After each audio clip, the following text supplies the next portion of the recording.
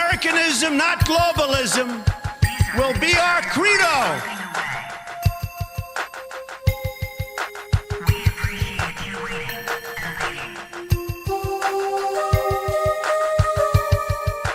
What is it you're waiting for? Do you even know anymore?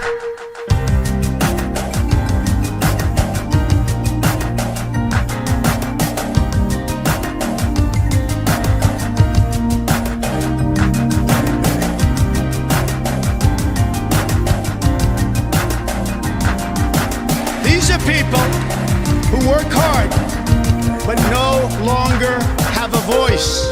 I am your voice.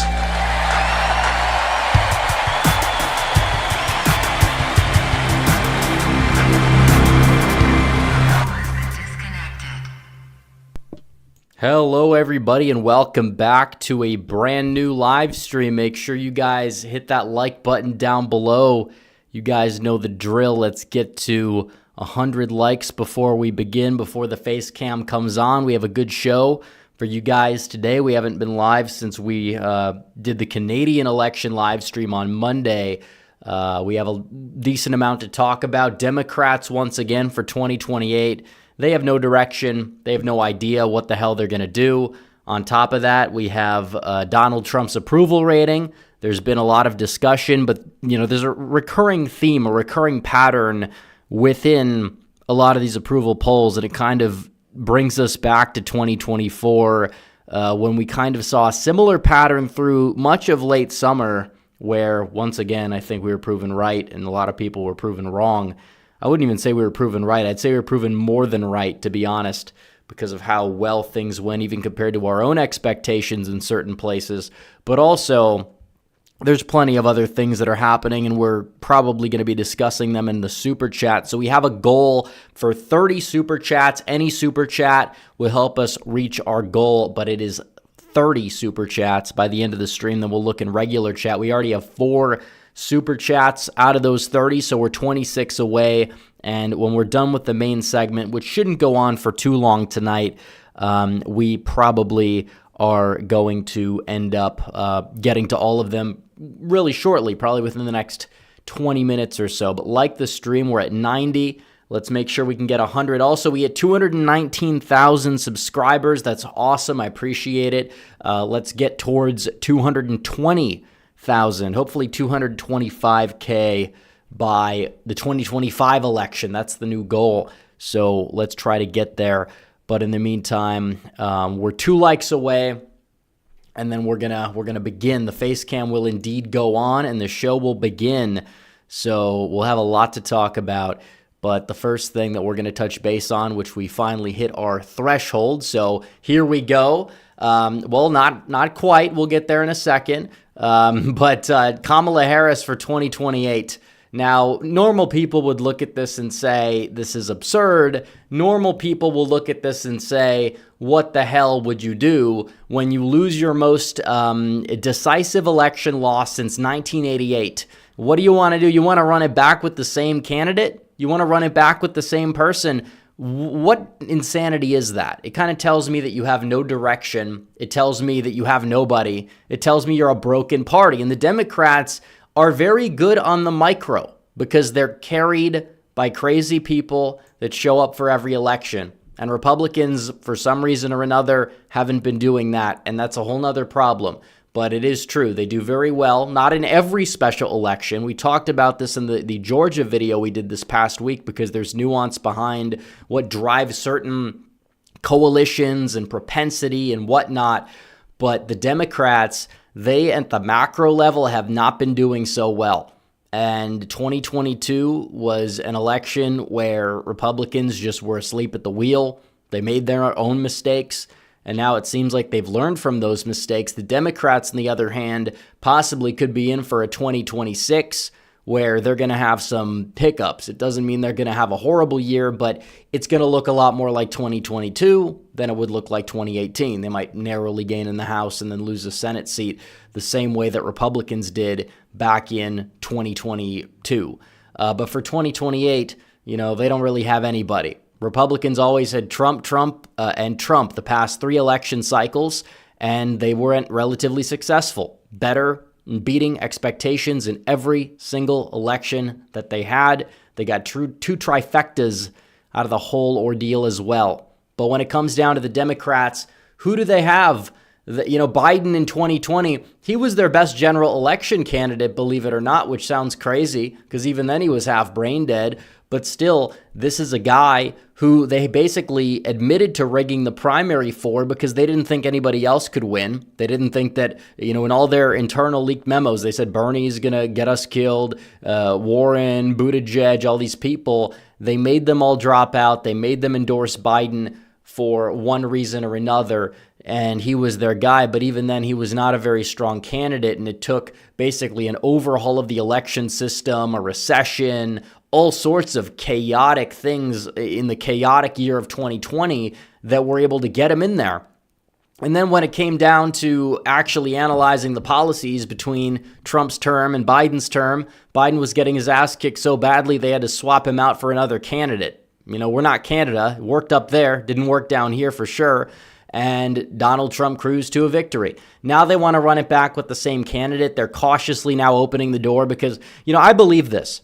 Because a lot of people said, Kamala's going to run again. And then they were like, no, we're going to basically put her in the Nixon corner, which is what happened in 1960, except this was more of a personal choice than it was the Republican Party coming in and saying, Nixon, you can't run in 1964.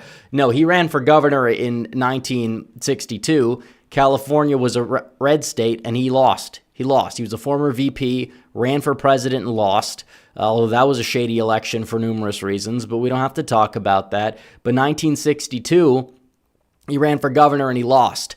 Kamala Harris, potentially, could she run for governor? Now maybe they're realizing, maybe she's not that strong for governor, but for president. So maybe you could say that they're trying to kind of say, no, you should run again, and then throw her to the side at the last minute because they realize that she might do so poorly running for governor that she would cost Democrats some House seats in a midterm year where the House majority, it runs through California. It does. We're probably not going to know who wins the House until a couple days after the election just because of California. Because Democrats, there's no blue wave. Look at the map and try to find me a blue wave. Try to find me a majority that is decisive, without a insane level of wish casting. You can't do that. But I could find a Republican pathway fairly easily. If Trump's approval rating is decent, if the economy is roaring, he gets a trade deal done, he gets the war settled, you could make the case that, I'm not going to say red wave, but red wall. Could it stop any sort of blue wave? It's possible. It really is. Could Republicans even gain in the House? Anything's possible. I think with the map, it's doable if everything goes right. But I'm not going to sit here and try to sell people that it's guaranteed to happen because we understand the way midterm elections typically go in this country. We really do. But when it comes down to Kamala Harris, now she wants to run for president. She's doing this tour with Tim Walz sitting next to her and saying all these, it's again, like I said back before the election, he's like the white working class male minstrel show type of figure that Kamala Harris supposedly picked, and he basically admitted that that's what he was. He's the white male whisperer, and all he did was turn white male and men in general, not even just white men, but men as a whole, away from the campaign. This whole we're going to try to reinvent masculinity and we're going to make it feminine. It didn't pay off. Imagine my shock that it didn't work. But now Democrats are open to this again. Are we serious? Are they seriously wanting to run it back? Do they want Kamala Harris on the same debate stage as J.D. Vance? Is this really what they want? Now, to be fair to their credit, and we could look in the article, because a lot of these top Democrats who have the levers of power, they basically do get to decide. You have the super delegates, even though they vote after the fact, that the donor class. The Democrats are completely controlled by the donors. It's hilarious, but it's true. And that's why they've frozen out people like Bernie Sanders in the past. Maybe the generational divide is changing a little bit, but if anything, that's making it a more incompetent party. AOC is now rising in the ranks. Jasmine Crockett, of all people, is rising in the ranks. Are they seriously going to run these clowns? Who do they have? They don't have anybody, really. They really don't. But you look at this and it's like Harris, one Democrat senator who requested to be anonymous said no, she should not run because the American people delivered the verdict. John Hickenlooper said, she might not be a front runner, but could add a valuable perspective to the political debate. And then you have other people that are going on and that are saying that she should run. It's just like, it's confusing when you look into it. You have a lot of people, they don't want to learn. Some of them get it more so than others.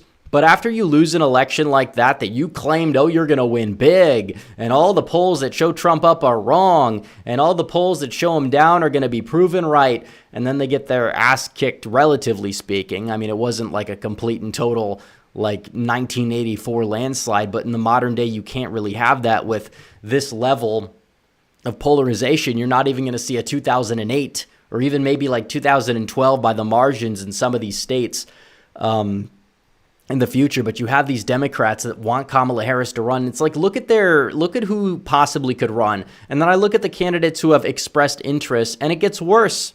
You have Tim Walz, who's Kamala Harris's VP pick, that did not help her campaign.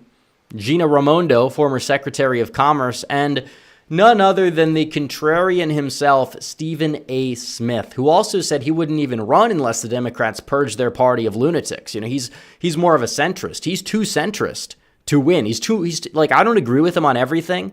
He's a rage baiter. That's what he does for a living, which I can respect it. He does sports radio. He'll take the most contrarian opinion and he extends it into politics. Sometimes he's very right. Sometimes he's very wrong. He's kind of a blowhard, but he seems like an okay guy overall, but he's not a serious candidate. And people could say, well, what about Donald Trump? It's like Donald Trump was an executive. He built up a business. Of course, Democrats will try to delegitimize his success in business, but still, you can't deny it. And if you asked anybody in 2005, name a symbol of wealth in this country, Donald Trump would have been up there with the Bill Gateses, the Warren Buffetts, the you name it. There's probably 10 people that they would list, and Donald Trump would be one of those 10 people. Whether some of that was marketing for his personal brand, it's besides the point. We understand that he's a businessman. He was an executive. He brought a bold vision. Stephen A. Smith is kind of a centrist. He'll never win a Democrat primary. He has a better chance if he wants to slow grift his way on the Republican side to ever getting the Republican nomination. Doesn't mean I'd support him for it, but it just means that party's not nominating him, and he's not a good candidate for the general election. He's not. It's an online thing. I wish him well. It'd be funny to see him up there in the debates, but he wouldn't do particularly well. His electoral ceiling in the Democrat primary would be Michael Bloomberg, except he wouldn't have to spend $200 million to barely win American Samoa when he could have bought the island for less. So then you look at some of the other people in the mix, and it's like you have some Nepo baby governor from Kentucky, who half the people in Kentucky don't even know he's the governor. They voted for him because they think his dad is still the governor because they don't even know the difference. Not everybody pays attention to politics, and that's fine. But the American people as a whole, they're not going to buy it. They're not going to see him for Steve Beshear. They don't know who Steve Beshear is or Andy Beshear. You have all these clowns like Cory Spartacus Booker, Roy Cooper, who's very old, Andrew Cuomo. Yeah, he probably would be one of their better choices despite all the scandals and everything like that. But then Pete Buttigieg, he grows out this facial hair and it's uneven. It looks creepy. It's like the guy was a horrible Secretary of Transportation. He has no appeal to men, no appeal to minority groups. You need to appeal to minority groups to win as a Democrat. Your black turnout's going to be pre-2004 levels if you put him at the top of the ticket. I'll tell you that right now. But it's like you look at this list, people like Gavin Newsom, who everybody knows is a sociopath, AOC, who's a total nut job and is gaining in the polling, J.B. Pritzker. By the way, Americans might be fatter on average than a lot of other countries in the West, but they're not going to elect somebody who's that, unpolished. All right, didn't work out for Chris Christie. It's not going to work out for J.B. Pritzker. You have some other people in the mix that are more, I guess you would say, viable to be competitive. Josh Shapiro, I think he's overrated, but better than some of the names on this list. Gretchen Whitmer, now definitely not getting anywhere in a primary after she's been willing to appear with Trump. Maybe people are going to say that's a part of her 2028 bid. But at the same time, the primary electorate is also crazy people. People forget this. A lot of those Bernie voting millennials in 2020, they're a much larger share of the pie now than they were back then. The Democrat primary, it's resist lib boomers versus Reddit. Like, that's what you have as your Democrat primary at this stage in the game. And it's not going to work out too well for the Democrats if they want to put out there a viable candidate who's going to be able to win, against J.D. Vance, especially if Donald Trump's approval rating is anywhere above 40%. I mean, AOC's not winning under any circumstances. And you look at the Democrat primary and some of these candidates, every single poll, Kamala Harris is winning. And in second place, we routinely see AOC, who's been going around the country with Bernie Sanders. He's passing the torch. She's the successor. He's too old to run. Even though he's more mentally intact than Biden was back in 2020, Bernie's still too old to run. AOC is definitely somebody that they're passing the torch to on the far left side. She'll have a big base, but again, would they even let her have the nomination? But the fact that it's her and Kamala, two nut jobs, and then Pete Buttigieg, who's a smarmy clown. Like, those are their top three. Josh Shapiro's not in the top three, and I think he's very overrated. He's never been attacked in his political career. No wonder why he's been able to coast. He may not even win Pennsylvania in a general election. Not saying he couldn't, but I'm saying it would not necessarily be a guarantee. Of course, Gavin Newsom being at 7% should shock people because of the high profile that he has. But even Democrats know the guy's a sociopath. He'll talk to Trump supporting people on podcasts. The Democrat primary electorate, they're not a fan of that. They don't want to have dialogue. They want to shout at people and dehumanize their political opponents, as we have seen time and time again. The same people that will claim to be like an unbiased moderate. No, Trump's the one going too far, they say, and then they won't even talk to our side. They won't even talk to anyone reasonable. Newsom does it, but he's still a scumbag, and people see through it, and nobody's voting for him that voted for Donald Trump. Hate to break it to you, but that's not the way it's going to work. He's not viable. They don't have anybody, and it's a problem for them. Now, Donald Trump and his approval rating, I did want to pivot a little bit to this. It's down, they say, and you can see a recurring theme here. When did it start to really go down? I'm not talking about a slight dip, because, it was at 48.5% on February 7th, and it was also at 47.9% on March 31st. So 2 months and not even 1 point of movement, and then it dips to 45, and then it ticks back up for some reason.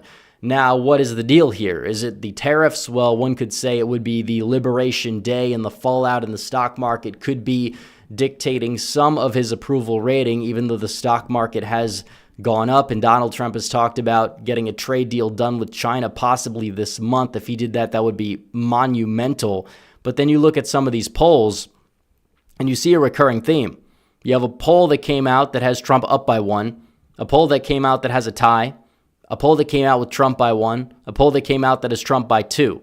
So the recurring theme here that we see are polls that were accurate during the Kamala honeymoon, they say, back in August of 2024, and that still didn't waver. And people said we're low quality, but they were just accounting for, response biases and things like that. They still show him above water, but some of these other polls are -14, -12, -12. It's not really aligning with a lot of reality. And even the CNN poll, which shows a -14, when they ask people, who would you rather have as president, Trump or Kamala? It's still Trump by 2. So maybe there's a little bit of soft disapproval from some people that are unsure about the tariffs. Doesn't mean these people are voting Democrat. But at the end of the day, it's like a lot of this could very well just be response bias. Some of these polls, like the New York Times, only 34% of the sample voted for Trump in 2024, despite him getting 50% of the vote. Now, to be fair, Kamala Harris was only at 37%. Which isn't much higher, but they have all these new non-voters who apparently all hate Trump for some reason or another. And I don't think that's true. I don't think that's accurate. I think their polls are definitely gauging a lot of response bias type of thing going on. And we've seen this before the election, and people denied response bias. But now they have no choice but to accept its reality. I mean, we've seen this time and time again. Now, to what extent? Is there response bias? I think we could have that argument. I think we could have that discussion.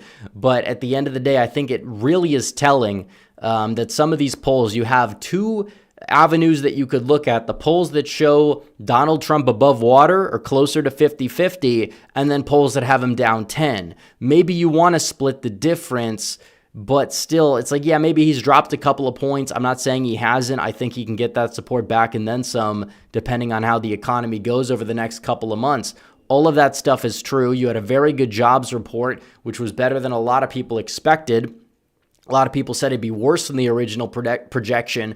Donald Trump did much better than the original projection in the jobs numbers. So overall, we'll see what happens on the approval rating front. But I did want to talk about 2026 because we have talked about it. These Senate races are going to be crucial because Republicans, they're probably going to hold the Senate. And that's true. I think everybody knows that by now.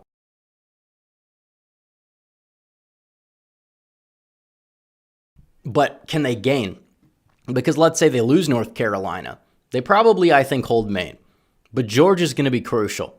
Because if you flip Georgia, that means even if you lose North Carolina, it's not exactly going to matter at the end of the day.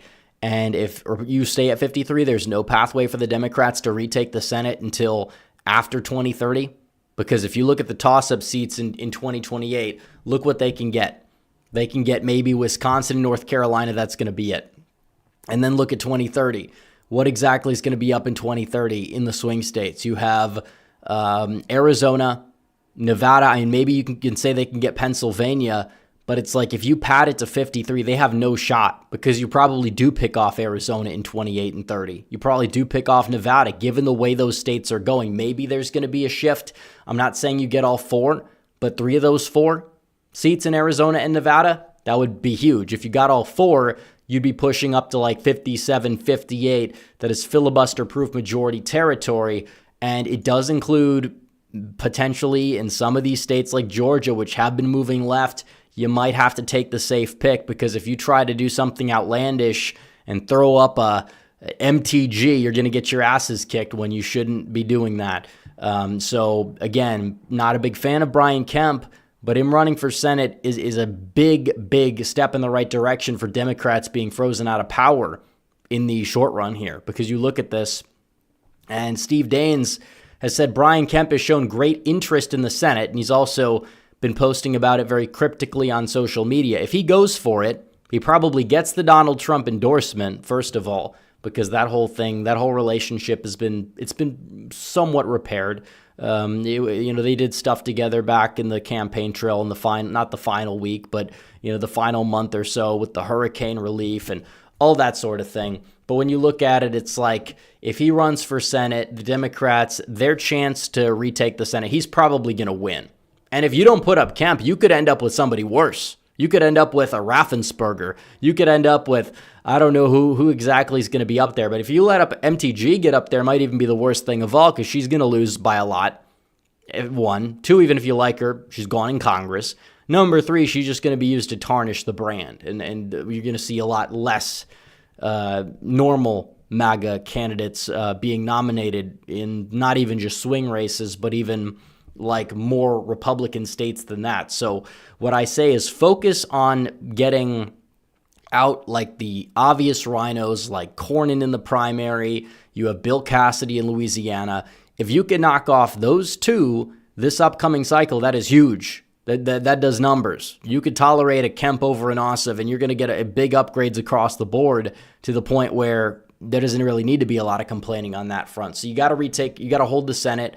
And you got to retake some of these seats in the Senate that you should be holding.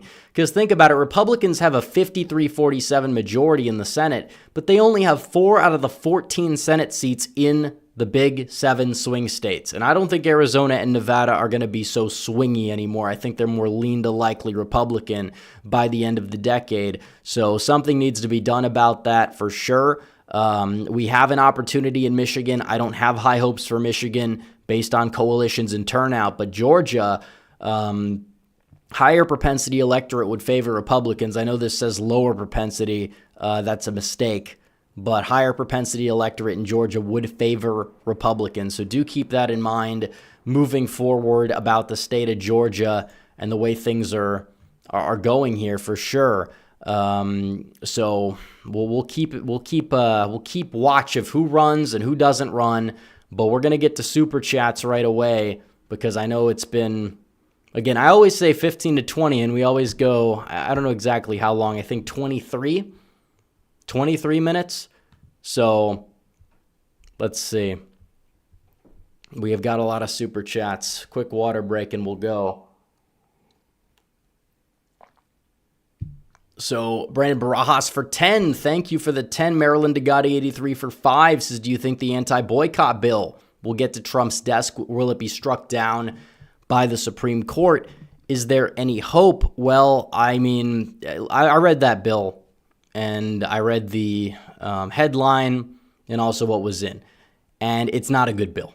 I hate to break it to people. It's just like you have this whole dynamic going on where the First Amendment, you always have to, if it's something like burning the American flag, you can't make that illegal. You have a lot of people on the left, they'll freak out about it. And the left is freaking out about this as well, too, to be fair. But it's like, if you can't do that, why is it illegal to try and make people why is it illegal for people to boycott certain companies or certain companies to boycott certain countries? I think that there's a lot of bad people out there that this would target, don't get me wrong. But these anti-BDS laws, they're unconstitutional. They are. It's the First Amendment. There's effective ways to target your political opposition without trampling all over the First Amendment. And this is exactly what it does. And it's just a really bad precedent that it sets. Not a fan of the legislation. I hope it fails. And I'm glad to see a lot of people on the Republican side, Republican congressmen speaking out against it. So I don't know if it's going to pass. I don't think it will pass, but if it does go to Trump's desk, will he sign it? I mean, it's possible he does. Should the court strike it? I think the courts might have to strike it down because it's a big virtue signal. And again, this type of thing, do they think it actually is going to increase people's support for Israel? Or is it going to decrease people's support for Israel? Because when you see the government try to crack down on people for opposing a certain foreign nation, do you think that's going to make them not buy into these theories that there is this stranglehold of our own government by these foreign nations? Or do you think it's going to make people just, obey and sweep it under the rug? Because I think it's probably going to have a lot of people doing the former to the point where the bill is just counterproductive for even its end goal. So I don't know what they're trying to do, but regardless, I hope it doesn't pass because it would, in my opinion, be a disaster. So I think it could get struck down. And I don't even know if it's going to pass because you have so many Democrats, and you have a lot of Democrats that will oppose it, but you have a lot of Republicans now that are coming out and saying, we like Israel, but we don't like this, anti-BDS law because it's blatantly unconstitutional. I'm glad the Overton window has moved to realize, yes, some of these legislations, they're infringing on the Constitution. But no, when it came down to like big tech censorship, some of these Republicans, they wouldn't necessarily vote for it. When it comes down to the flag burning, they wouldn't do it. They're not going to support making flag burning illegal, even though we've seen people get hate crime sentences for burning rainbow flags. But when it comes to the American flag, they can't do it. But if it's foreign countries, it's like, oh no, that's where we draw the line. And I feel like it's not going to sit well with people. So hopefully the bill fails. I'm not a supporter of the bill. I don't like these Hamas people. I don't like these pro-Palestine people either. And you could make the case that we would be targeting some of our political opposition with the bill. But at the end of the day, I think that you could do that without the bill. You can't. You either have the First Amendment or you don't. This is not about Israel. This is not about Palestine. It's about America. It's about our freedoms. It's just like we want criminals not to have guns. We do. But if you're infringing on the Second Amendment, then what next? What's next exactly? We see what these red flag laws do. I mean, they're abused. They're going to take guns away from law-abiding citizens that are trying to protect themselves. And that's not a good thing either. So Johnny Heartdog for 5 says, I don't know what Trump's real approval is, but my main concern is the midterms and defeating all the rogue judges. I agree with that too. There's a lot of them, and you need to have a good Senate majority to kind of push through a lot of these judges without any form of pushback. So hopefully we could pad that majority. Also for 20, Johnny says, if we keep the House, we're in good shape. If we lose the House, I fear Trump and America's agenda will be stifled. The Dems will blame Trump. People will fall for it. And come 28, we're in trouble. Well, what I would say is Republicans should operate like they have nothing to lose, in the sense that, oh, we're going to probably lose the House in 2026, because typically in presidential midterms, it's what happens. You lose the House, you lose seats in the House, and the Senate, it depends on the map. Governorships are more local, but usually it favors the party that is out of power. And in that case, that would be the Democrats. So we have to prepare for the worst, and in the meantime, pass through as much of Trump's agenda as you possibly can, and then deal with the judges with the Senate. Now, I'm not saying we should throw the House. I think we have a great opportunity. I think that you're basically going to start off with like 205, 210, somewhere in that range seats in the House to begin with. So past that point, you just need to get like 8 of those 20 toss-up districts in your column, and you're going to have the House. So I do think it's viable, especially because of all the money that's going to be poured into these swing districts. You're not going to see ridiculous swings. So we'll see. But also for 10, Johnny Heartdog says, Rubio still gets hate from the right, and that shouldn't be. He's come a long way. I think he'd be a great VP to Vance, better than Tulsi. In fact, I think he'd be the best pick. Vance could easily take the Rust Belt, and Rubio will help in the Sun Belt, including New Mexico. Well, I think a lot of people have come around to the idea of that ticket. I would just rather have Vance leading the ticket than Rubio leading the ticket, because I think Vance is somebody that's already higher profile. Why would he get leapfrogged? It's not really the best look if he's going to like stay on as VP. If Vance runs and he wants to run, I hope that he's going to be the nominee. I think he is the front runner by a lot. I think that Rubio probably would accept the VP slot. I think he'd be a great VP. He'd complement the ticket well. I think that ticket would do very well. American Nerd 76 says, imagine if Kamala becomes our century's version of William Jennings Bryan, gets nominated by the Dems 3 times and loses every time. Yeah, I mean, that's what we thought Hillary Clinton was possibly heading towards, but she didn't want to go for it in 2020, but she did think about it quite a bit. So, it is what it is. Olivia Williams for 2 says, if Trump is smart, why does he say he's a stable genius? Because Trump is Trump, and he says a lot of things that are amusing for the sake of amusement. I don't know what else there is to say about that, but also, what was the Alan West shout out to you about? So Alan West got mad at me because I rightly told people not to donate to this guy who's running for Congress against Jasmine Crockett as a Republican. And it's like, if you want to beat Jasmine Crockett, you can't do it with a Republican. These people, you could have a glass of water or Joseph Stalin or the worst person imaginable as a Democrat, they're still going to win that district. We saw this grift with, Kim Klacik and a lot of other characters, and it's usually, not always, but usually these like black Republicans who will say, oh no, I'm going to win the district because these people look like me, and I'm going to put on this advertisement that's really highly, I guess you would say, like highly edited, it's supposed to have like great production value, the same music in the background, like, oh no, I'm going to take on the Democrats and I'm going to win. And then maybe they'll do 1% better than Donald Trump on the same ballot after getting $5 million. And basically, it's just a grift to launch their careers as influencers. And Alan West is the chair of the Dallas GOP, Dallas County.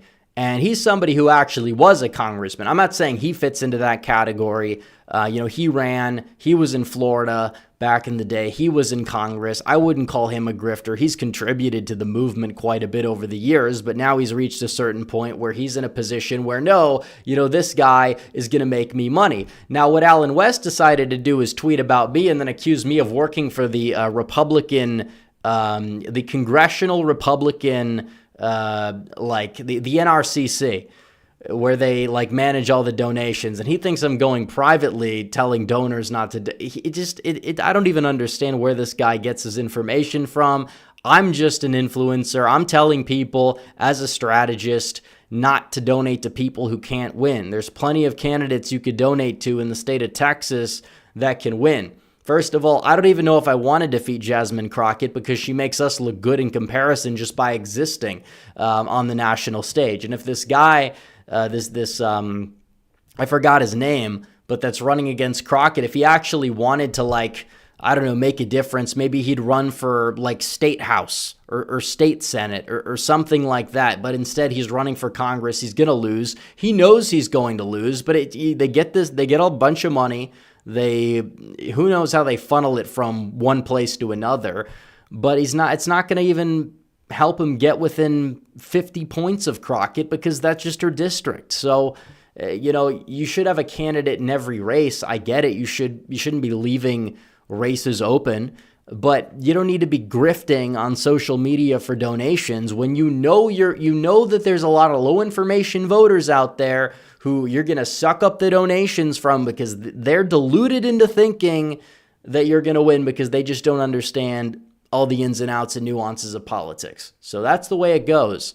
But I don't know. That was the whole thing about Allen West. Johnny Hartdog for 20 says, getting back to the midterms, Democrats sabotage and block Trump, and then Trump can't get much done, and Democrats say it's Trump's fault. People are stupid and believe them. Vote Democrat in 28. That's why we must win the House. Well, we must win the House, but if we don't win the House, it doesn't mean that the Democrats are automatically guaranteed 2028. In fact, you could make the case that without COVID and you saw what happened in the 2018 midterms, Trump would have won fairly easily, which he would have. So definitely, I think that the House is important, but at the end of the day, do we need to win the House? Like, is Trump's presidency over? Is 2028 over if we don't win the House? No, but we should fight to win the House, and we're not going to win the House if small dollar donations are going to those grifter candidates, which there's so many fewer than we used to have. It was like every big name Democrat. Ilhan Omar had opposition in that category. AOC had several. Maxine Waters would have a couple of these people that would come out every 2 years, give me money, and then just absolutely would get decimated in the general election. People actually thought they would have a chance to win. It's a joke, but that's how these people operate. But it's a good grift for the people that do it. I'm just saying, don't give them money. They're just mad that I'm calling them out.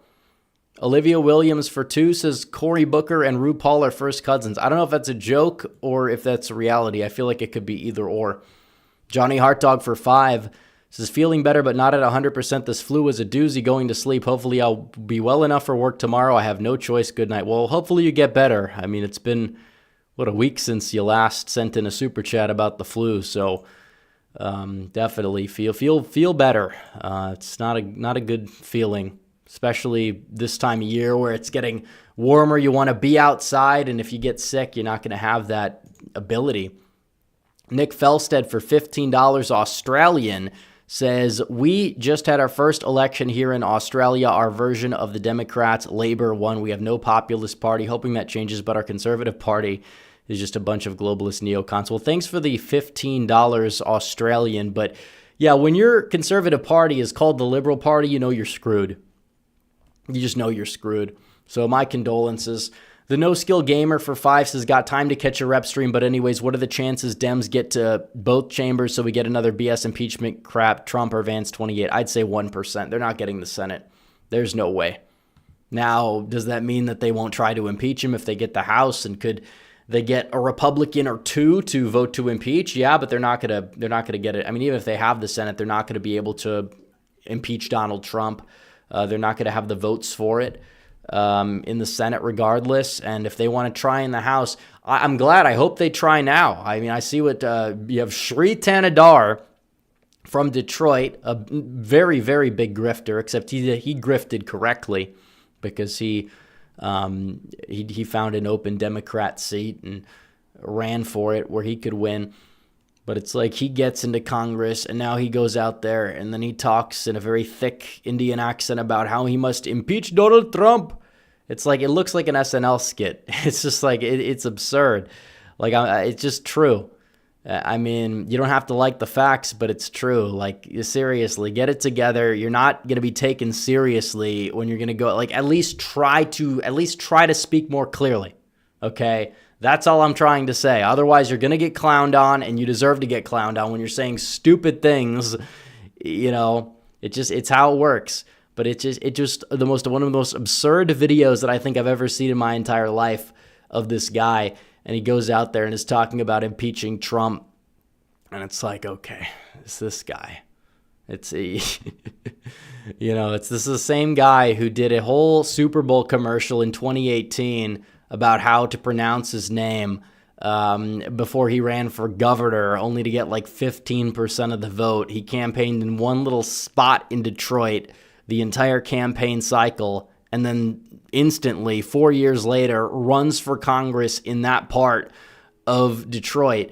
And that's where he wins a Democrat primary, and then he went on to the general, and now he's grifting again. And it's like, you want to impeach Trump because he says things you disagree with. Like, there's no reason you have to impeach the guy because, they deported hundreds of thousands of people. One of these people didn't get the due process or something, or whatever they want to say. And it's like, people need to understand, when you're doing a wide-scale effort to find people, find criminals, deport criminals, you name it, which this guy very likely was one of them. He's got MS-13 coded ink tattoos on his knuckles. It wasn't MS-13 verbatim. People like to push around the highlighting of it with the text boxes and saying it's photoshopped, and it's like, those are that's just like indicating what those symbols mean. Of course that's photoshopped in, but clearly it's shady when the guy's like wife or whatever is sharing the pictures, and she's putting emojis over the knuckles, and it's like, why would she do that? Probably because there's some, you at least have reasonable suspicion that they're hiding something. I don't know what it exactly is, but it's like ridiculous. Yeah, impeach Donald Trump. Please try to impeach him. If the Democrats all vote in unison to impeach Donald Trump, they're not gonna be able to win the House. They're not going to be able to win the House. And we saw this even in 2020, after all this stuff that happened from the first impeachment. A lot of these impeachment Democrats in Trump districts lost. And if they really want to try this again, and they want to put an impeachment vote on the floor, and they're so dumb to do that, let them do it. It's not even going to pass, for one. For two, it would get absolutely decimated in the Senate, even if they had a majority. All it is doing is it's fueling the fire for Republicans' 2026 turnout and electoral prospects. It's definitely not fueling the fire of the Democrat side. So you can look at that, and that's just the way it goes. Let's see. Tucson Paleocon for Tense's thoughts on MTG running for governor of Georgia. They would be better off running Herschel Walker again before they run MTG for any statewide office. So Jacob Hawley for 5 says, please run Harris again, Democrats. Oh no, we're cooked, guys. Woe is me. Whatever will we do? Pack it up, guys. Dems winning in 20. Yeah, exactly. Let them believe it. Let them believe that they're making the right decision. When you never want to interrupt your enemy when they're making a mistake. I can do this because they don't listen to me anyways, even if I'm giving them advice. Even the Republicans sometimes will spit directly in my face when I give them advice. But this is one of the cases where you don't want to interrupt your enemies if they're making a mistake. But looking at their bench, I don't really see anybody that I'm afraid of, and that's not necessarily like a sense of hubris. When it comes down to the electoral politics in 2028, I just don't see anybody where I'm like, oh, this person could be trouble. Now, maybe if they find an outsider with no baggage, it could be interesting. I don't know if who that's exactly going to be, but like I just don't see anybody that they have that I'm like looking at and saying this person is scary that can A, get through the primary, and B, get through the general. So those two things matter, because it's not just about the primary, or it's not just about the general election against Vance or whoever it may be. It's against a bunch of Democrats, and you have a bunch of crazy people that are voting in the primary, and possibly a few, depending on the state, Republicans that are going to want to vote in their primaries and screw with them too and vote for the crazy people because they'd be easier to beat. And we'll get to that when we get there. But Jacob Hawley for $50 says if Democrats win the midterms and they get the House, all they're going to do is impeach Trump and his cabinet every day. They aren't going to propose any legislation. They'll just virtue signal how anti-Trump they are, and they'll lose moderate voters. Well, that's why I don't believe the House is something that you need to have to win in 2028, but you would like to have it. You would want to have it. But as an opposition party, the Democrats are complete and total just disasters. That's what they are. Like I said, good on the micro level. They did well in Wisconsin. They outperform in some of these, but not all, but a lot of these special elections.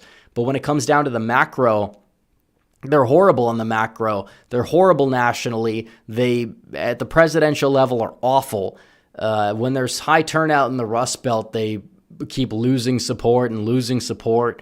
I mean, they try to get Trump for 9 years, and then he hands their ass to them after said 9 years, after all these arguments we were hearing about the Trump fatigue and all this stuff. So it's abysmal, guys. It's abysmal. But yeah, someone said if they win the House, they lose it in 2028. That's true. So guys, like the stream. Let's get to 300 likes. We're almost there. And make sure you guys send in super chats. We're 18 out of 30 to our goal. Any super chat counts towards the goal, by the way. So, if you guys just want to help out and reach the goal, let's make sure we can get there.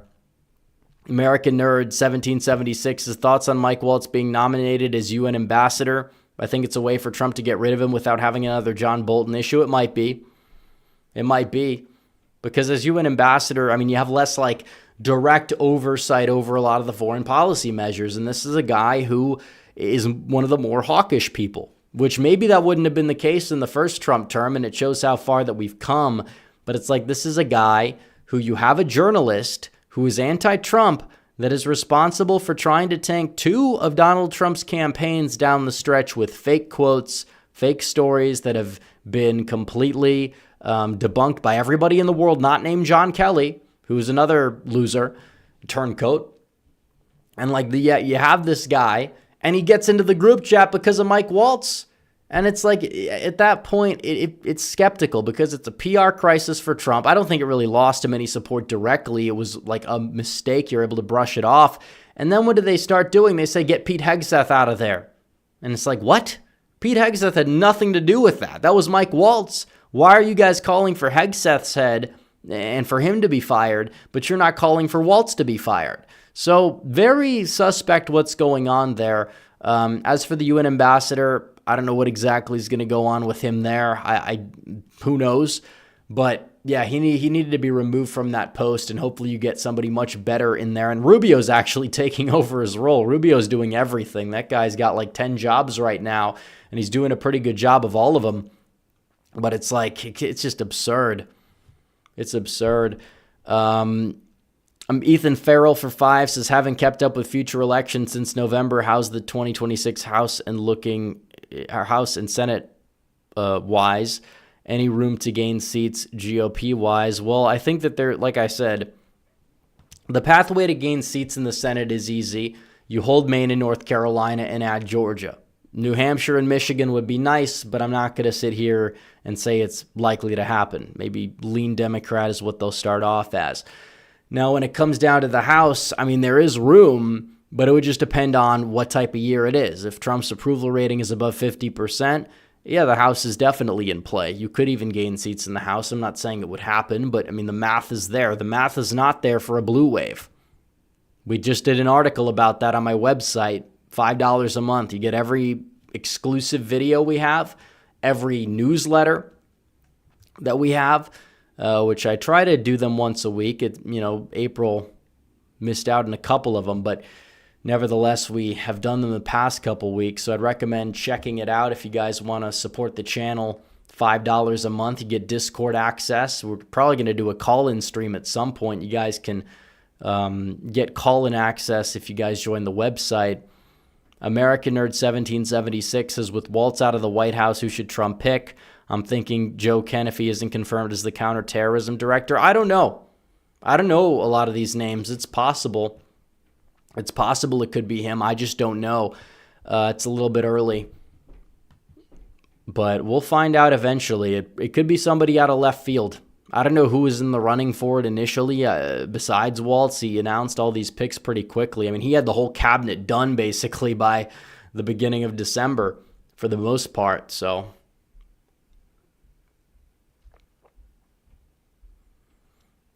let's see what you guys are saying in chat. Do we have another super chat? We do. We're at 21. We have 9 to go before we hit the goal. Jersey Wraith says, why the heck is Congress not codifying Trump's executive orders? Feels like they're not doing anything. Well, they were out of session, but now they're back and they need to do more.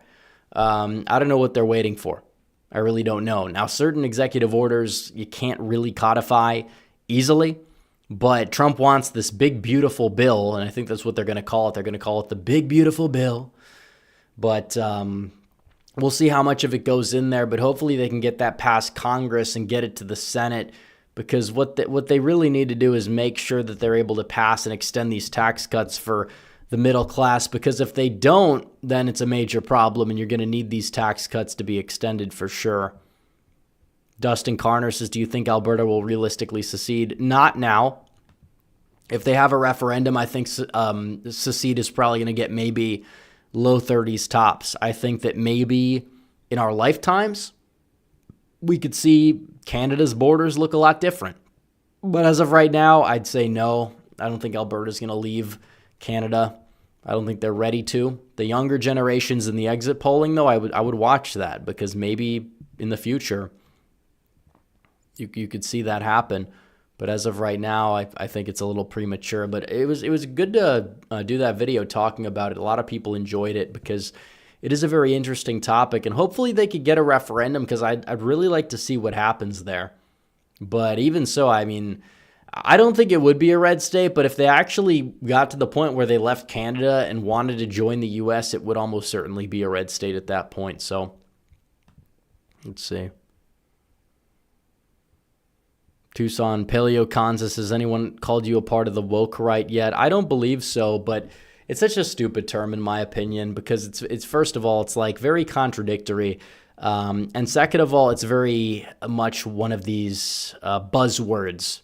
And people like to stretch the definition when it suits them to gatekeep people, and then shrink the definition when they're trying to sell it as a term that should be used by people. And I've seen just, there's a lot of objectionable people, I think, with stupid ideas that happen to be on the right. I mean, don't get me wrong. I think there's words for those people. I like to use the term R-word right. I'm not going to say it for monetization purposes, but you could fill in the blanks, because they have a lot of stupid opinions. And I think that term is an effective term. It doesn't come off smug and pompous and elitist. But like woke, how do you define, like, what does that even mean? So it's a stupid term in my opinion. And I prefer using the term R-word right for people that have R-worded opinions. I think it goes without saying. And, it's definitely a term that resonates more with people online, on the online sphere, because people online tend to be more edgy. We're not going to do this 2015 liberal style political correct bull jive anymore. But at the same time, it doesn't mean that every opinion that people have that is politically incorrect is smart or a good opinion to have. There's a lot of stupid opinions that fit that bill too. So, no, I haven't been called that yet, but I guess I'm not on their radar. Let's see. Ethan Farrell for 2 says, JD in 28, or will there be a primary in your opinion? I think that there might be some people that'll run against him, but I think JD's going to win overwhelmingly. Dustin Carner says, what key governor seats would Republicans keep or flip Georgia? And, well, I think that the ones that are going to, because I don't think Nevada's going anywhere. Georgia probably stays red. Arizona could flip red. Kansas, I think, flips red. Michigan could very well flip red. I think if it stays a three-way race, I think it probably would be favored too if Duggan's going to be getting above 10%. Ice Cream Junkie says, which cabinet pick has been your favorite so far? Who's been disappointing? Well, favorite, I mean, that one's tough. I don't know if I could pick a favorite, but disappointing, I think, well, it would probably be the guy who let the journalist into the group chat that caused a problem. So I think Mike Waltz would be my least favorite by far. He's going to be gone, which is good. I mean, a lot of people would say Pam Bondi's been underwhelming. I mean, I think you can make the case that more could be done. Kristi Noem is kind of like, she just, half of her tenure, and this is exactly what I expected to happen, is just being an influencer, cosplaying as ICE, basically. It's exactly what I thought would happen the second Trump picked her. You know, she's a figurehead. I get it. You have Homan doing the dirty work, and I said that that could happen. But it's like, and I think Homan is probably one of the best as well. Olivia Williams says Cory Gardner lost by more than Tester and Brown. I guess that's true. I think it speaks volumes to how Colorado has gone. But, I mean, I don't know how that's really relevant other than a fun fact. But we're at 27 Super Chats. Guys, we need 3 more to hit the goal. If we can get 3 more, we will hit the threshold necessary to achieve the goal. And we're 5 likes away from 300 as well. So make sure you guys hit that like button, like up the stream.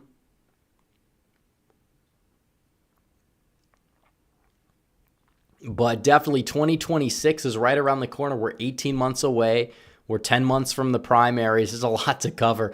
I mean, the presidential election's one thing because, I mean, there's always something that's going to be new, but it's always the same thing to cover. Midterms, it's like there's an election in every state. You could talk about one thing one day, one thing the next day. It's going to be a long haul for sure. But I do think that they're winnable for Republicans, at least in terms of the ability to not lose ground and hold their own and support Donald Trump and his agenda, because they're going to need to do that. Dustin Carner says, what is one of the stupidest positions on the right? Like, well, that's a very loaded question. And that might be a cop-out answer, and some people are going to say that, and that's fine. I mean, there's plenty of people on the right with dumb positions, is what I'm saying. It's like this whole mindset where everything is a psyop, I think, is probably one of the most destructive. And a lot of people were worried it would impact the election because everyone's like, it doesn't matter. They're going to just take it from Trump again and all this other stuff because they don't get the full nuance of it. And thankfully, it didn't affect the election. But I think that probably, in terms of something that I see on numerous segments of the right, is that type of mindset. So I'd say that overall, that would probably be one of the things that probably was counterproductive. So we hit the goal. Thank you, Titanic Lovers 332, for helping us hit the goal. The 29th super chat from American Nerd 1776 says, how many roles will Rubio have by 2028? I have no idea. He probably, all jokes aside, is probably going to have less. But if he could do multiple jobs well and it centralizes the power of those positions behind him, then I think that would be fine by me. If he's doing as good of a job that he's done so far as Secretary of State. Literally, God's Q is right about everything, by the way. Thank you for that one. But that is not true, as we all know. But we appreciate the super chat. And we could read regular chat now because we hit our goal of 30 super chats. Thank you, Jacob Hawley, for the 50. That was the largest super chat of the night. So thank you for that. But we will look in regular chat for a few minutes, and we will end the stream probably in a few minutes as well, because I know it's late. Tucson Paleocons has been to any local GOP events in your state recently. I have not, actually. There hasn't been too many to my knowledge that have been local GOP specifically, but I'm sure there are a few. I've just been very busy, and they didn't do too well last night. There were all these elections. You know, all the mayors that won in 2021, they did fine, but these school boards, Republicans got to stop being complacent and sleeping at the wheel. They weren't in 2021, but they are now, and that's an issue. And hopefully, I don't think it's going to be able to continue over to 2026, but we would not like this to continue, this like fatigue. So a lot can change. The political landscape can change a lot in 18 months. It can change a lot in a week. Dustin Carner says, what is your opinion of public federal lands, USFS?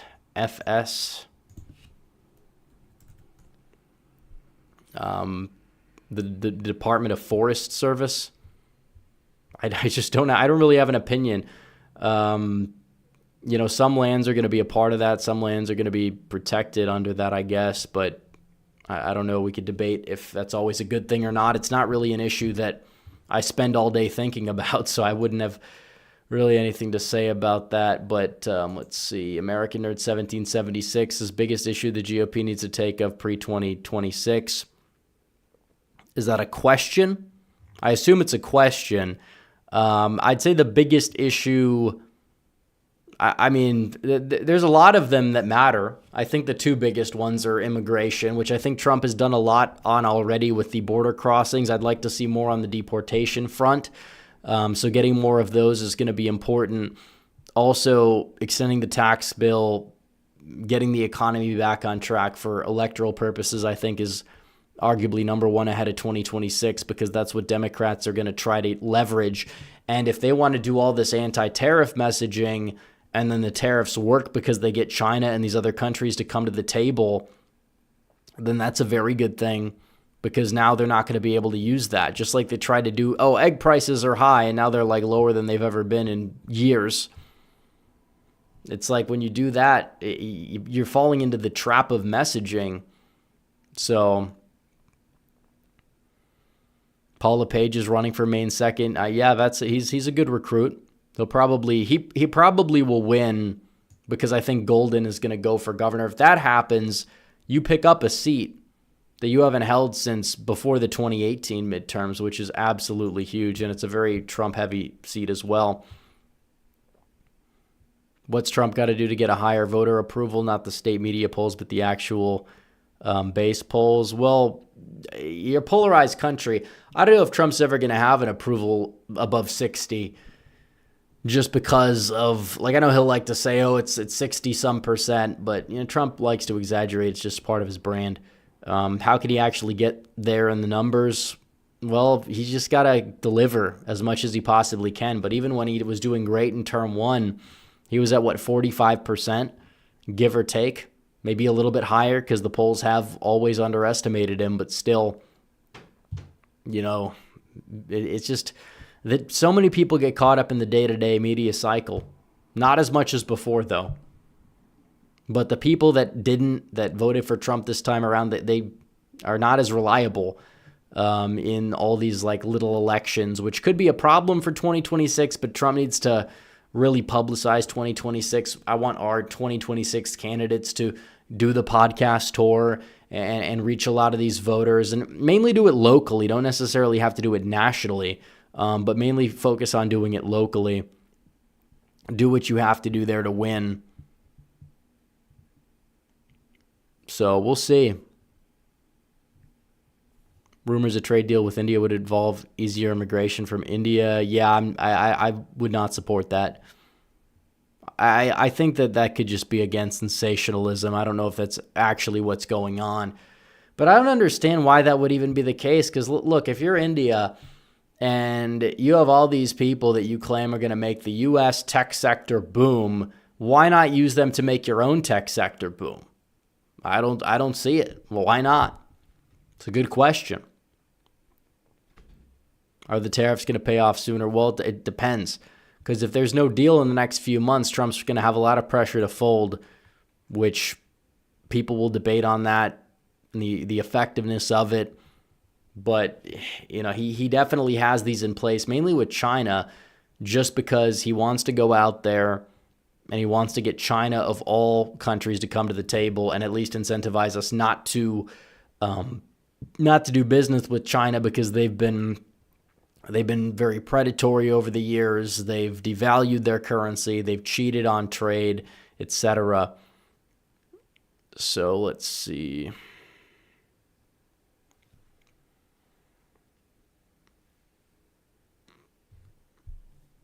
What is the biggest threat to America right now? There's a lot of them. As Donald Trump would say, the enemy within. It's true. They really raked him over the coals for that on the campaign trail because they didn't have anything they could attack him on. So they had to take things he said out of context, like the enemy within. And it's like you have this deep state within the government. You have this bloated bureaucracy. They need to go. And some reason it's not in the Constitution, but so many people, all these judges striking down Trump's actions, saying, no, that's unconstitutional. It's kind of confusing as that would even be a thing when these things are not even in the Constitution. But I digress. But let's see. Tariffs should not be a negotiation tactic. Well, I think some tariffs should be permanent, but I think 150% tariffs being permanent is something that I don't think that Donald Trump even views as feasible in the long run, especially with somebody we trade with so much, because it's a massive shockwave to the economy. That's true. But it's like I think Trump wants a deal. He just wants us to gain more. I think there's going to still be tariffs in place. There should be tariffs in place. There's, selective tariffs, broad reciprocal tariffs. And then you have these like broad tariffs that get these countries to at least try to come to the table and renegotiate deals, because that's really what it's all about. We don't want to get ripped off on trade. We don't want to be losing X amount of money to China every single year. But that's the way it is, guys. This will be the last call for Super Chats. We'll be wrapping up the stream in 2 minutes or so. So make sure that you guys like the stream before you go. Subscribe, hit the bell, all that good stuff. But we're going to be wrapping up in a couple minutes here. Thoughts on Virginia Lieutenant Governor scandal? He should step down. I don't really understand why you have these people that just, they get outed for all these scandals, and then they want to stay in the race saying, no, I got to fight. It's like you're going to lose by 20 points. Just give it up. You're not Donald Trump. You're just not Access Hollywood.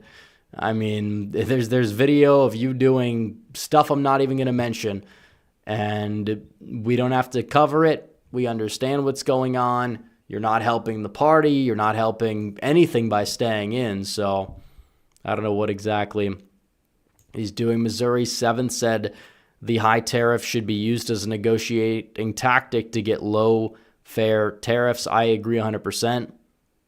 I agree 100%. Because it's not going you're not going to necessarily have to get them down to zero, but you can at least get more, push and pull with China to A, make us less reliant on China, and B, to level the playing field more so we don't have this ridiculous trade deficit with China, and also incentivize industry to come into the U.S. But like the 100-some% tariff, I don't think is going to remain for the long run. Donald Trump mainly uses these as a negotiation tactic. Of course, some Trump tariffs on things like steel from China, they've stayed on, and we know they've stayed on, but still. Becenta Treasury Secretary, he's done great. I agree. So many people were upset because, he worked for Soros's firm like 20 years ago. And it's like he's been with Trump since day one. Like people always they'll try to find a reason to delegitimize any sort of victory. Like the guy's supporting an economic growth plan for the U.S. that mirrors, Japan's, and they've done it without all this, mass immigration.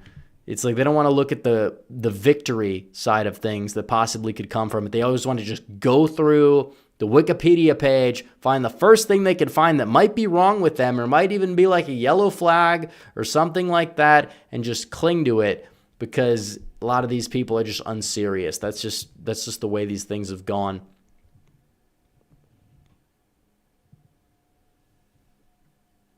So, all right, we're probably going to wrap things up. Guys, like the stream before you go. Subscribe, hit the bell so you never miss another video or stream, and follow my social media. The links are all in the description down below. I'll see you guys in the next one. Red Eagle, out.